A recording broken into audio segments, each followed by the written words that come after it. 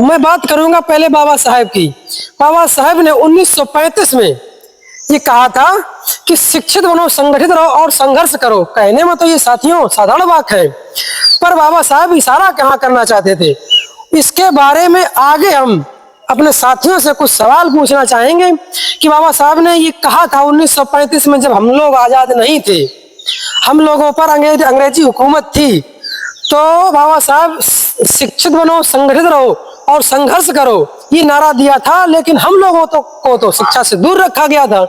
फिर बाबा साहब ने ये हम लोगों को क्या इशारा करना चाहते थे, तो मैं अब कुछ साथियों से पूछना चाहूंगा।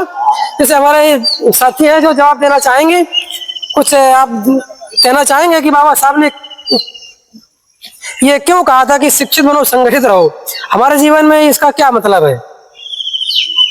हम यही कहना चाहेंगे कि शिक्षित बनो, संगठित रहो, संघर्ष करो।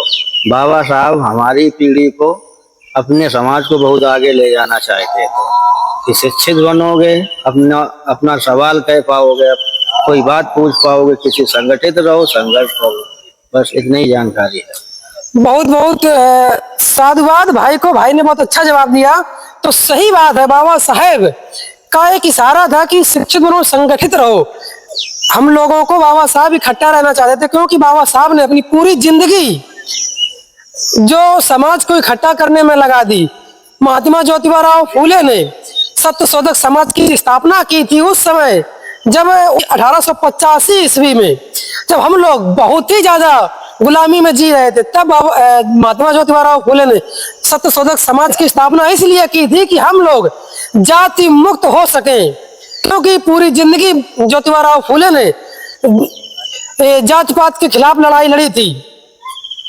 और आप सभी साथी से मैं यही निवेदन करना चाहूंगा कि हमारे जो बहुजन महापुरुष हैं, महात्मा ज्योतिबा राव फूले, बाबा साहेब, बुद्ध और भी हमारे हजारों महापुरुष हैं, महानायिकाएं हैं, इनका कारवा बढ़ाने की जरूरत है। हम सबको मिल करके सामाजिक तौर पे, क्योंकि बाबा साहब का मतलब था कि हम लोग सामाजिक तौर पे इकट्ठा रहें, तभी हम लोग आगे अपने मूवमेंट को बढ़ा सकते हैं। क्योंकि जब तक हम लोग सामाजिक तौर पे इकट्ठा नहीं हो पाएंगे, तब तक हम लोग आगे कोई भी मूवमेंट को नहीं कर सकते। आगे हम लोग आपसी मतभेद में ना पड़ के, छोटी छोटी बात में ना पड़ के, हम लोग सामाजिक तौर पे एकजुट रहे। जब कहीं समाज की बात आए, अगर कोई समाज पे कोई आपत्ति हो या कोई समाज पे कोई परेशानी हो, तो हम लोग सामाजिक तौर पे इकट्ठा होके उसका समस्या का समाधान कर सकते हैं। यही हम लोगों के बहुजन महापुरुषों का है। तो मैं आप सभी से यही निवेदन करना चाहूंगा। क्या भाई साहब आप कुछ कहना चाहेंगे? महात्मा ज्योतिबा राव फूले ने पूरी जिंदगी सत्यशोधक समाज की स्थापना की और शिक्षा पे काम किया था। क्या हम लोगों के लिए क्या उपदेश देना चाहते थे महात्मा ज्योतिबा राव फूले? महात्मा ज्योतिबा राव फूले ने अपने जीवन में अपने समाज के लिए बहुत कुछ किया।